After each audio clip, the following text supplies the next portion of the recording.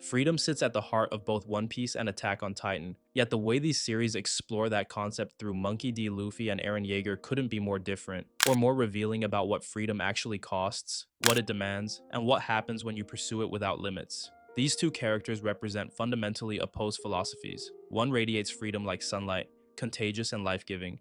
The other consumes it like a black hole, absolute and annihilating. Understanding how they clash reveals not just brilliant storytelling, but uncomfortable truths about the human condition.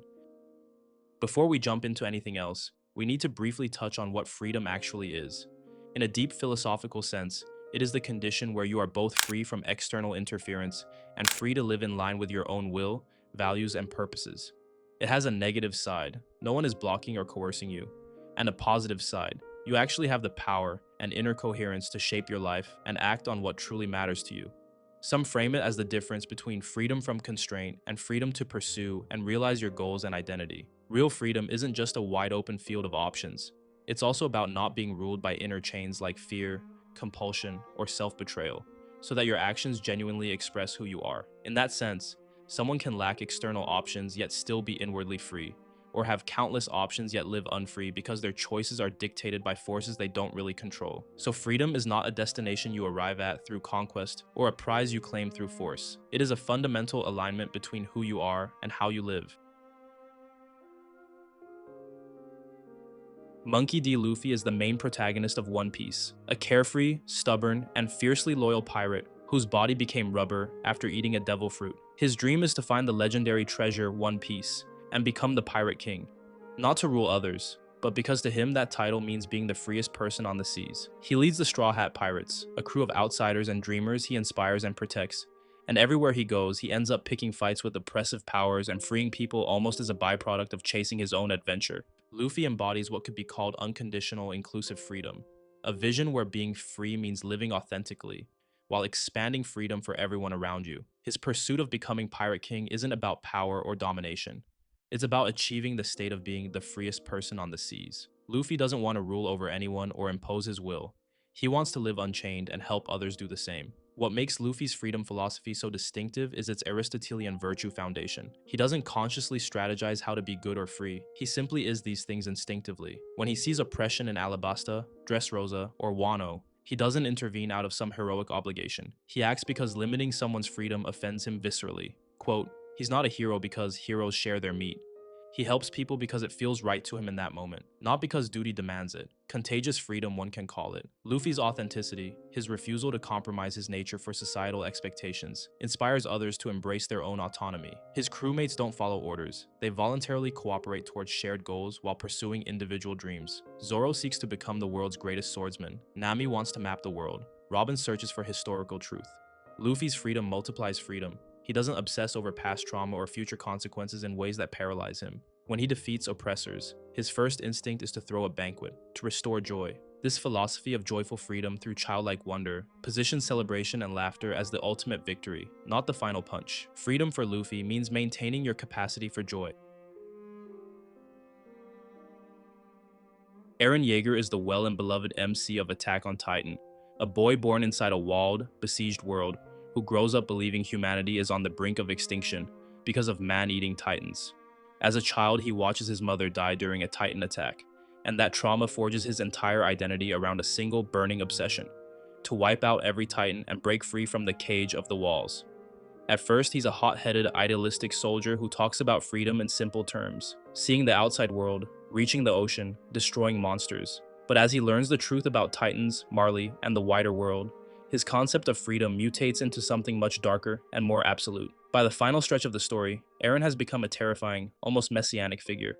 Eren's conception of freedom is absolutist, solitary, and ultimately self-destructive. Born inside walls that literally cage humanity, Eren develops an almost pathological hatred of limitation itself. His famous declaration, "If someone tries to take my freedom away, I won't hesitate to take theirs," reveals a zero-sum mentality completely absent in Luffy's worldview. Where Luffy sees freedom as something to share, Eren views it as something to take. His journey transforms from wanting to see the ocean, a symbol of boundless possibility shared with Armin, into realizing that even the ocean doesn't grant freedom because across it lie more enemies, more threats, more walls. This epiphany corrodes him. Freedom isn't a physical state, but an existential condition that requires the elimination of anyone who might constrain it. The tragic irony consuming Eren is the slave to freedom paradox. In pursuing absolute liberation, he becomes enslaved to his own ideology. The attack Titan's power to see future memories transforms from gift to curse. Eren witnesses the rumbling before it happens, creating a loop where he both causes and experiences his fate. He manipulates his own father, orchestrates his mother's death, and commits genocide against 80% of humanity, all while trapped in a timeline he cannot escape. So this poses a question. Did Eren ever possess free will, or only its illusion? He acts according to his desires, yes. But those desires were shaped by trauma, rage, and future memories he couldn't unsee. His final confession to Armin, "I don't know why, I just had to," captures his position. A man with godlike power who lost the one freedom that matters, the freedom to choose not to. Unlike Luffy, who refuses to become anyone's boss if it costs freedom, Eren imposes his will on the entire planet through the rumbling. He destroys to protect, isolates to liberate, and ultimately demonstrates that absolute freedom pursued without responsibility or regard for others inevitably becomes the systemic oppression he tried to escape from in the first place.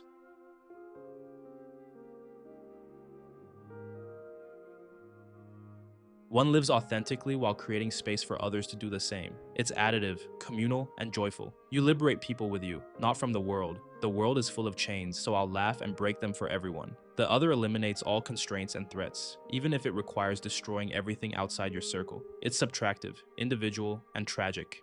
You achieve freedom by removing those who might take it.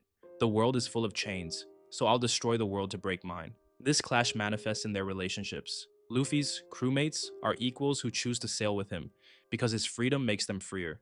Let's take some of his crewmates for example. Zoro's entire identity is built around a promise to his childhood friend Quina. He'll become the strongest swordsman in the world, so her dream doesn't die with her. For him, joining Luffy isn't about being a sidekick. It's the path that most realistically lets him face and surpass Mihawk, the current greatest swordsman. Luffy never asks him to abandon that goal or tone it down. He gives Zoro battles, support, and the space to chase that ambition without compromise. Nami's dream is to draw a complete map of the world, born from both her fascination with navigation and her desire to be truly free, after years of being enslaved by Arlong. Sailing with Luffy gives her exactly what she needs: constant travel, new seas, and the safety to explore. Her goal isn't serve the captain, it's use this journey to fulfill my own life's work. And Luffy is totally fine with that. And one of my personal favorite characters, Robin. Robin's goal is to find the Rio poneglyph and learn the real, suppressed history of the world. That dream makes her a target of the government, branded as a threat from childhood. On Luffy's ship, she finally has a place where her dangerous curiosity is accepted.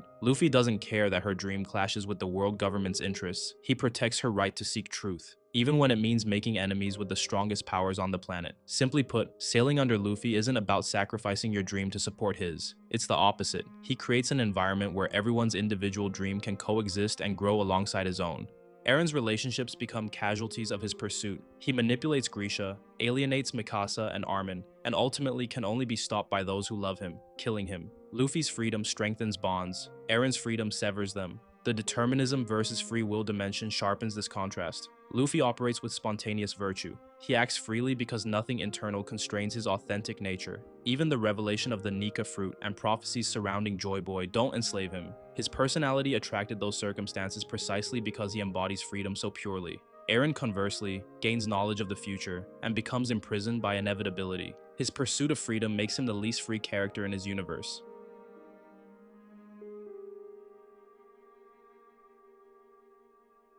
Both characters didn't just tell stories about freedom. They became cultural totems that shaped how millions of people think about autonomy, oppression, and what it means to live authentically.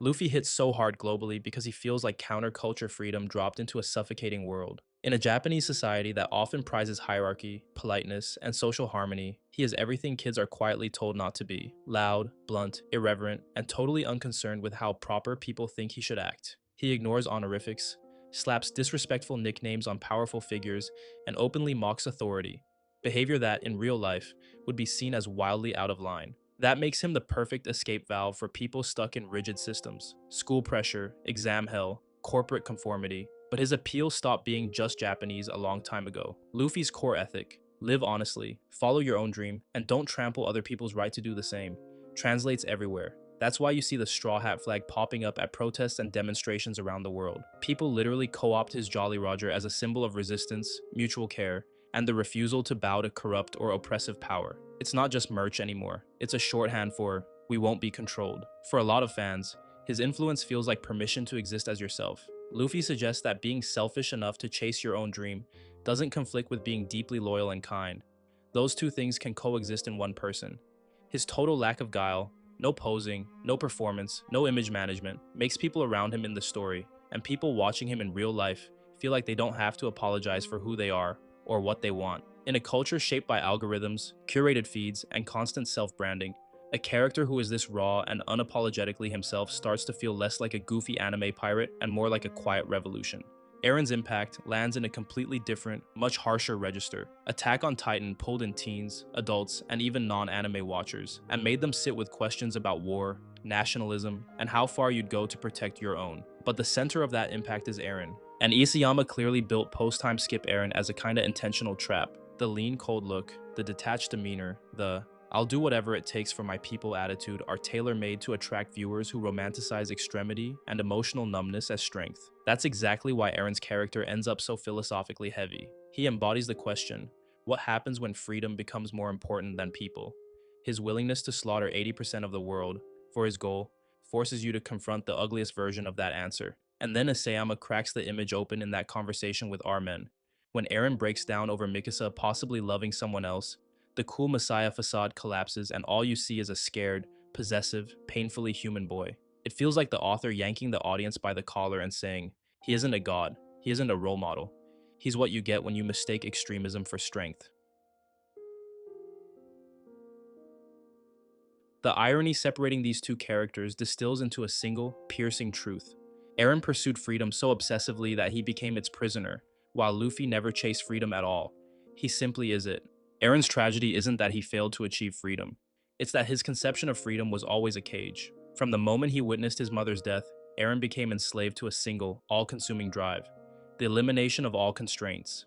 This sounds like freedom, but it functions as the most absolute form of slavery imaginable. Eren's ideology itself, "if someone tries to take my freedom, I won't hesitate to take theirs," creates a binary worldview where every potential threat justifies preemptive annihilation. This isn't freedom, it's paranoia calcified into philosophy. He cannot rest, cannot trust, cannot stop, because the moment he stops eliminating threats, he becomes vulnerable. His pursuit of absolute safety through absolute power traps him in an infinite spiral. Luffy never talks about freedom the way Eren does. He doesn't philosophize about it, wage ideological war for it, or sacrifice everything to obtain it. He embodies it so completely that he doesn't recognize its absence as a possibility. His freedom operates on a level Eren never reaches: spontaneous authenticity without internal conflict. Luffy doesn't fight desires that contradict his values because his desires are his values. So all in all, freedom obtained through force, maintained through violence, and defined by the absence of constraints isn't freedom. It's just a different prison with you as both guard and inmate. Freedom isn't something you achieve, it's something you live. You don't become free by eliminating obstacles or destroying enemies. You become free by refusing to let external circumstances dictate your internal state, by maintaining joy in suffering, authenticity under pressure, and connection despite betrayal. That's the paradox. Eren was always a slave to freedom. Luffy was always freedom itself.